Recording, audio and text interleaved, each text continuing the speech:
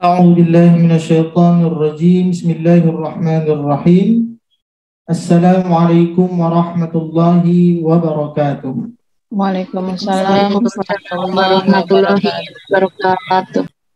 رب اشرح لي صدري ويسر لي أمري واحلل عقدة من لساني يفقه قولي الحمد لله رب العالمين حمدا يوافي نعمه ويكافئ مزيده يا ربنا لك الحمد كما ينبغي لجلال وجهك الكريم وعظيم سلطانك اللهم صل وسلم على سيدنا محمد وعلى آل محمد والحمد لله رب العالمين.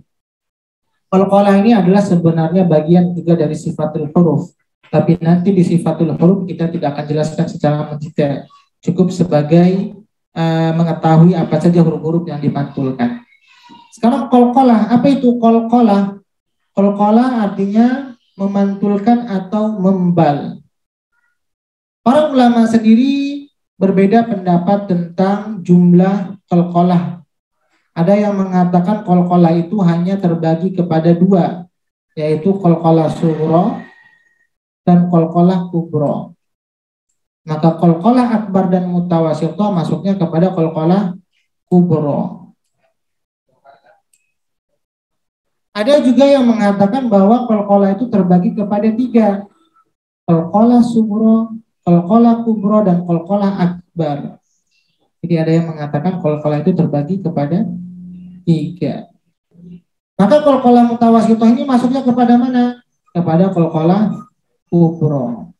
Tapi ada juga yang mengatakan qalqalah ini terbagi kepada empat, qalqalah sughra, qalqalah kubra, qalqalah akbar, dan qalqalah mutawassithah. Mana yang benar? Semuanya benar. Kalau ibu belajar dengan guru yang lain mengatakan qalqalah terbagi dua, benar. Kalau ibu belajar dengan guru yang lain, gurunya menyampaikan qalqalah terbagi tiga, juga benar. Kalau ibu belajar dengan guru yang lain, gurunya menyampaikan qalqalah terbagi kepada empat, juga benar. Sekarang kita ingin bahas keempat-empatnya. Walaupun hanya sedikit sebenarnya perbedaan di antara qalqalah akbar, mutawassithah dengan qalqalah kubra. Kemudian apa saja huruf qalqalah? Ba, jim, dal, to, ko. Ini huruf qalqalah. Sekarang kita bahas yang pertama, qalqalah sughra. Bagaimana cara mengenali qalqalah sughra? Rumusnya ada dua. Yang pertama, huruf qalqalah berada di tengah kata. Kemudian huruf qalqalah tersebut dalam keadaan sukun atau mati. Membacanya bagaimana? Pantulannya ringan. Contohnya kalimat yubasi. Ba-nya berada di tengah, terjepit antara ya dengan shad di tengah. Kemudian dia dalam keadaan sukun mati barisnya. Yubasi atau yaj'a. Kalau kita lihat contohnya, ini boleh kita lihat qalqalah sughra dalam surah 78 ayat ke-12. Wa banaina fawqakum sab. Ini qalqalah sughra, dia di tengah antara sin dengan ain. Atau alam naj, ini untuk huruf jim. Surah 78 ayat ke-6. Kemudian untuk qalqalah kubra, qalqalah akbar, dan qalqalah mutawassithah ini rumusnya ada tiga. Jadi mengatakan sebagian ulama bahwa yang kubra, akbar, dan mutawassithah ini sebenarnya sama saja. Tapi kita lihat bagaimana perbedaannya. Ini rumusnya ada tiga. Yang nomor tiga juga cara mengenalinya ada tiga. Yang nomor 4 juga mengenalinya ada tiga. Sekarang kita akan lihat bagaimana perbedaan di antara qalqalah kubra, akbar, dan mutawassithah. Yang pertama rumusnya, huruf qalqalah berada di akhir kata untuk qalqalah kubra. Qalqalah akbar juga sama, huruf qalqalahnya berada di akhir kata. Kemudian qalqalah mutawassithah juga rumusnya sama, huruf qalqalahnya berada di akhir kata, sama. Untuk rumus kedua, qalqalah kubra, dia terjadi ketika waqaf atau berhenti. Qalqalah akbar juga sama, terjadi ketika waqaf atau berhenti. Qalqalah mutawassithah atau wusta juga sama, ketika waqaf atau berhenti. Yang membedakan yang mana? Yaitu rumus yang ketiganya. Kalau qalqalah kubro, baris akhirnya selain sukun atau mati. Sedangkan qalqalah mutawasithah, kita loncat dulu yang keempat. Lawannya qalqalah kubro yaitu qalqalah mutawasithah. Kalau yang di atas dia selain sukun, maka qalqalah mutawasithah dia baris akhirnya sukun atau mati. Sekarang kita lihat contohnya. Kita boleh buka mungkin dalam surah Al-Ikhlas. Yang gampang saja kita cari contohnya. Dalam surah Al-Ikhlas.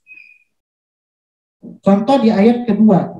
Ayat ke-1 dan ayat kedua. Qul huwallahu ahad. Dalnya berada di akhir kalimat. Kemudian ketika waqaf, ada tanda waqaf yaitu waqaf tam. Kemudian baris akhirnya dia selain sukun. Ayat pertama dhammatain. Ayat kedua Allahus samad. Barisnya juga dia selain sukun, barisnya dhammah. Maka kalau dia waqaf berhenti maka dia jadi qalqalah. Allahus samad. Sedangkan qalqalah mutawasithah atau wusta, baris akhirnya sukun atau mati. Kita lihat ayat ketiga. Di akhir ayat ketiga, lam yalid wa lam yulad.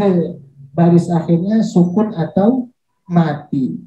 Maka kalau dari segi pantulannya sama-sama kuat, hanya yang membedakannya antara qalqalah kubra dengan mutawasithah dari segi waqaf atau wasolnya, berhenti atau lanjutnya. Kalau ayat kedua pada qalqalah kubra saya berhenti, Allahus samad, maka keluar pantulannya. Tapi kalau saya lanjutkan wasol, maka hilang qalqalahnya. Allahus samadu lam, hilang pantulannya. Ia hanya terjadi ketika waqaf. Sedangkan qalqalah mutawasithah atau wusta, baik lanjut maupun berhenti, baik waqaf maupun wasol, maka dia tetap ada pantulannya. Saya berhenti. Lam yalid wa lam yulad, ada pantulannya. Saya lanjutkan tetap mantul. Lam yalid wa lam yulad wa lam, tetap mantul. Itu yang membedakan antara qalqalah kubra dengan qalqalah mutawasithah. Kalau dari segi dia waqaf, dua-duanya sama berhenti. Tapi kalau diwasolkan sama-sama memantul. Tapi kalau diwasolkan, qalqalah kubra hilang pantulannya, sedangkan qalqalah mutawasithah atau wusta mau lanjut maupun berhenti dia tetap ada pantulannya. Kemudian qalqalah akbar, qalqalahnya sama-sama berada di akhir kata ketika waqaf. Yang membedakan barisnya juga, yaitu baris akhirnya dia disertai tasydid. Maka bagaimana cara membacanya? Pantulannya kuat dan ditahan sejenak, ditahan sebentar. Contohnya boleh kita buka dalam surah Al-Masad atau Al-Lahab sebelum surah Al-Ikhlas. Ayat 1, ayat 2, ayat 3, ayat 4, ayat 5 itu beda cara membacanya. Kalau ayat pertama itu banyak bertasydid. Maka bagaimana cara membacanya? Pantulannya harus ditahan sejenak dahulu. Lahabin watab, watab. Jadi ada jedanya. Kenapa? Karena ada tasydidnya. Sedangkan di ayat kedua dia langsung kasab, lahab, ayat ketiga. Hatab, masad. Kenapa? Karena dia tidak ada tasydidnya. Jadi untuk qalqalah akbar dia lebih ditekannya kuat dan ditahan sejenak. Kenapa? Karena dia bertasydid. Ini contoh-contohnya, nanti bisa kita lihat di mana saja qalqalah akbar. Ini ada dalam surah Al-Lahab, kemudian ada surah Al-Baqarah ayat 189, ini ada contoh-contohnya. Kita baca di bawahnya. Mata yang digunakan untuk melihat mushaf Al-Quran, telinga yang digunakan untuk mendengarkan bacaan Al-Quran, mulut yang digunakan untuk melantunkan bacaan Al-Quran, hati dan otak yang digunakan untuk menyimpan Al-Quran, semuanya akan berbicara di hadapan Allah dan menjadi saksi yang sangat menguntungkan bagi pemiliknya pada hari kiamat. Kenapa? Karena ini seperti kisah sahabat Nabi Ibnu Mas'ud, kakinya itu lebih berat dibandingkan gunung yang berada di Mekah sana. Kenapa? Karena semangatnya dalam menuntut ilmu, sehingga setiap langkahnya itu menjadi pahala. Kaki kita gunakan untuk belajar Quran, tangan kita untuk membuka mushaf, mata kita untuk melihat tulisan Quran, nafas kita, lidah kita, gigi kita, semuanya berkontribusi untuk melafazkan Al-Quran. maka itu suatu yang menguntungkan dan saksi yang menguntungkan bagi si pembacanya ketika berada di akhirat kelak. Kemudian kalau kita terus belajar dan mengulang, maka pahala bacaan kita akan terus sampai kepada si pembacanya. Kewajiban kita hanya belajar dan mengulang kaji. Masalah lancar itu anugerah Allah. Jadi apabila lancar itu tidak ada hubungannya sama mengulang. Jadi apakah lancar itu tidak ada hubungannya dengan mengulang? Jelas ada, tapi bukan lancar yang menjadikan tolak ukur utama, akan tetapi bagaimana kita bisa istiqomah dan terus berinteraksi bersama Al-Quran. Karena buah dari istiqomah maka adalah lancar. Jadi buah mengulang kaji selalu bisa istiqomah dengan kita belajar Al-Quran, maka hasilnya adalah lancar. Bukan kecerdasan, bukan kepintaran. Kalau pintar dia jarang mengulang Al-Quran, maka lama-lama ilmu itu akan pudar. Maka inilah pesan bagaimana kita harus terus belajar Al-Quran setiap harinya. Silakan ibu-ibu yang membaca untuk materi qalqalahnya, materi yang keempat. Silahkan ibu-ibu, apakah ada pertanyaan? Boleh nanya Ustaz? Ya, Bu Sofi. Ya, Ustaz, Ahwan mau nanya qalqalah kubro sama qalqalah mutamasyithah itu pembacaannya sama ya Ustaz? Pantulannya? Ya, pantulannya kuat. Tapi hanya membedakan tadi dari segi lanjut atau tidak lanjut. Kalau lanjut, qalqalah kubro hilang pantulannya. Kenapa? Karena barisnya dia bukan sukun. Sedangkan qalqalah mutawassithah karena baris akhirnya sukun, jadi tetap keluar pantulan. Seperti itu. Oke. Ya tapi tetap kuat ya Ustaz ya, itu ya, sama. Benar. Okay. Ya jazakallah khairan Ustaz. Oh iya Ibu. Ada lagi yang lain Ibu? Silakan Ibu Rara. Iya. Baik Pak Ustadz. Untuk qalqalah sorry Pak Ustadz.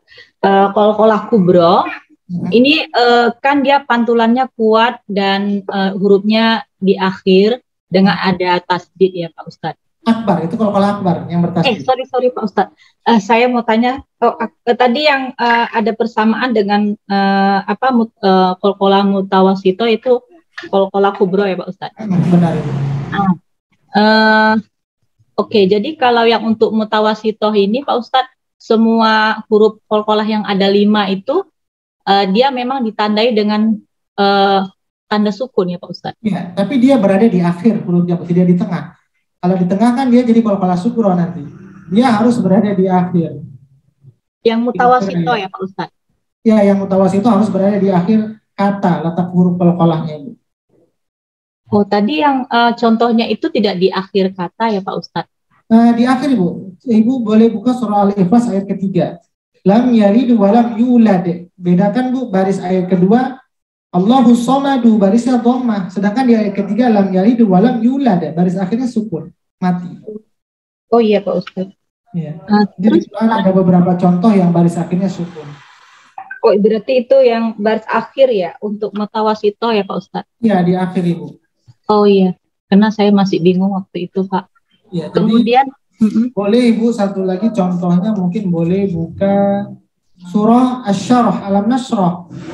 Itu di ayat ke-7, fa idza faraghta fansab, banyak sukun barisnya juga.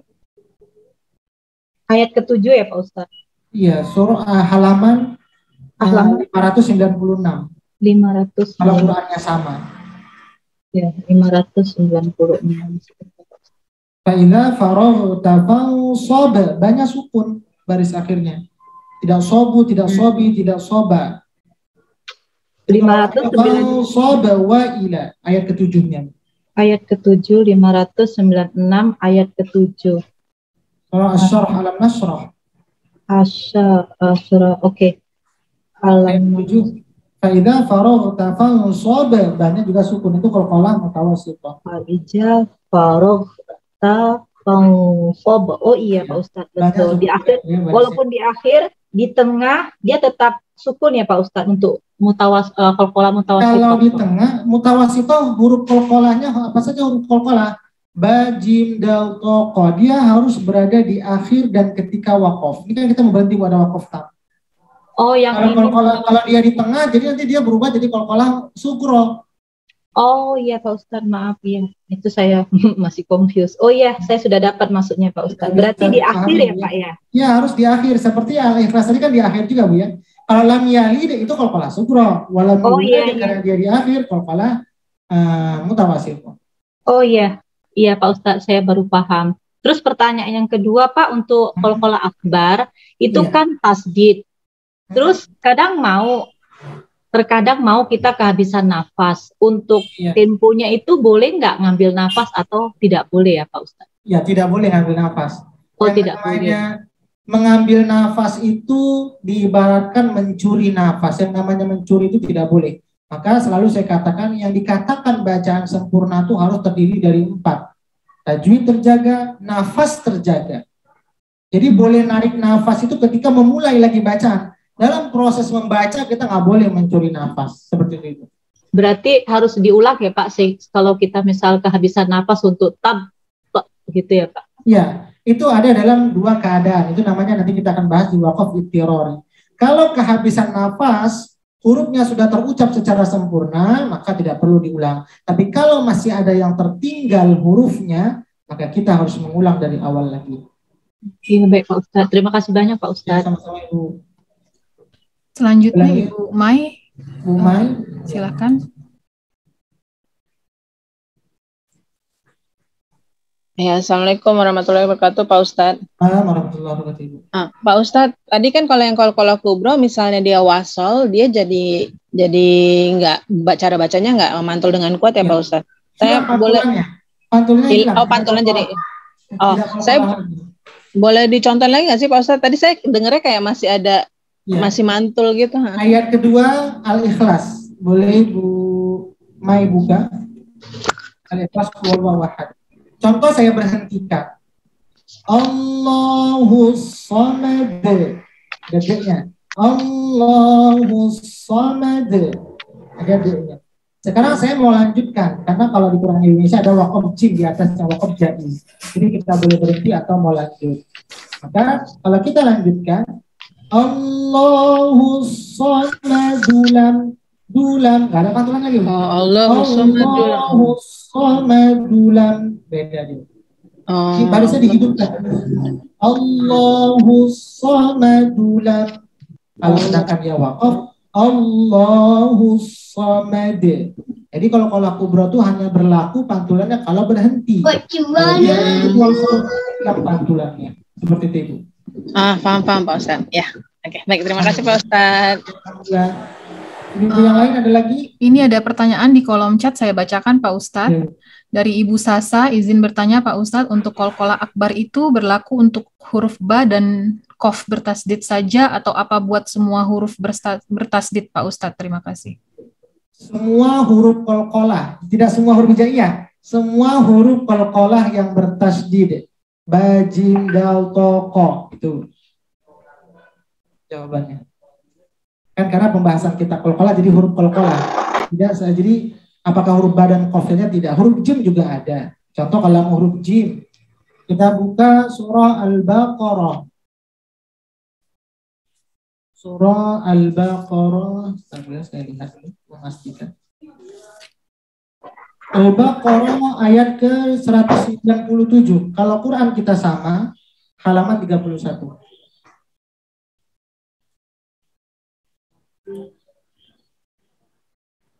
Ayat 97.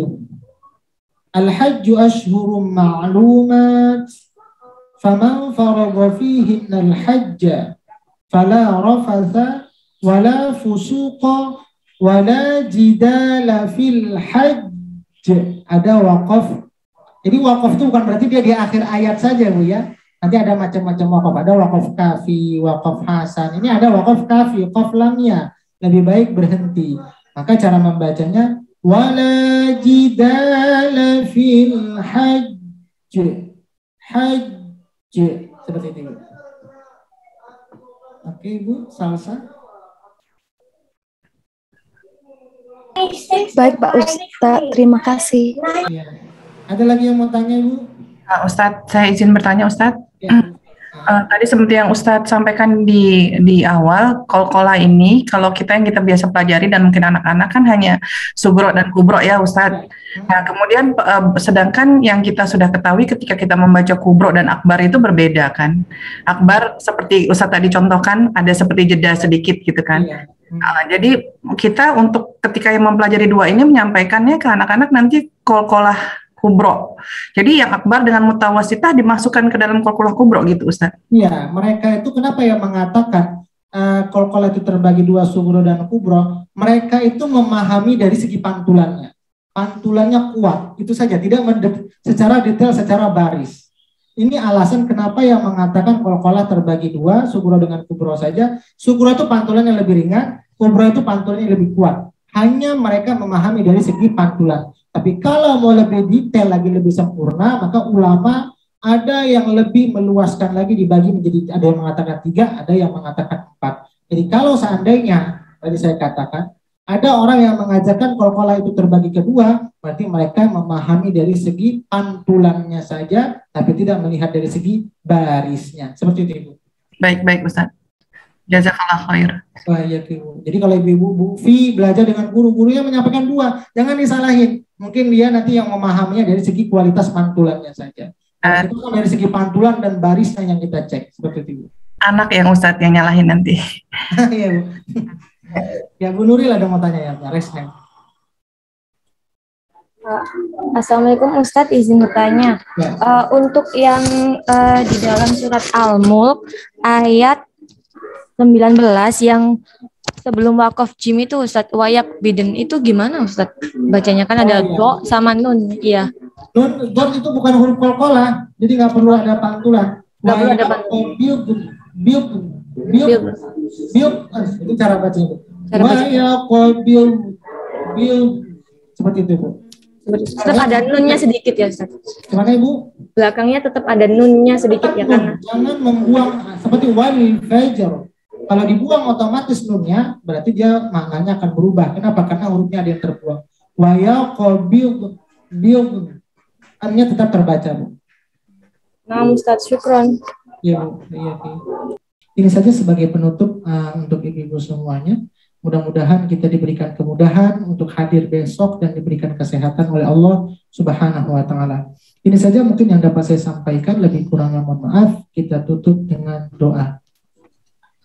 A'udzu billahi minasy syaithanir rajim. Bismillahirrahmanirrahim. Alhamdulillahi rabbil alamin. حمدا يوافي نعمه ويكافئ مزيده يا ربنا لك الحمد كما ينبغي لجلال وجهك الكريم وعظيم سلطانك اللهم صل وسلم على سيدنا محمد اللهم ارحمنا بالقرآن اللهم اجعلنا من أهل القرآن اللهم نور قلوبنا بالقرآن وزين أخلاقنا بالقرآن وأدخلنا الجنة بالقرآن ونجنا من النار بالقرآن ربنا آتنا في الدنيا حسنة وفي الآخرة حسنة وقنا عذاب النار وصلى الله على سيدنا محمد وعلى آله وصحبه وسلم سبحان ربك رب العزة عما يصفون وسلام على المرسلين والحمد لله رب العالمين.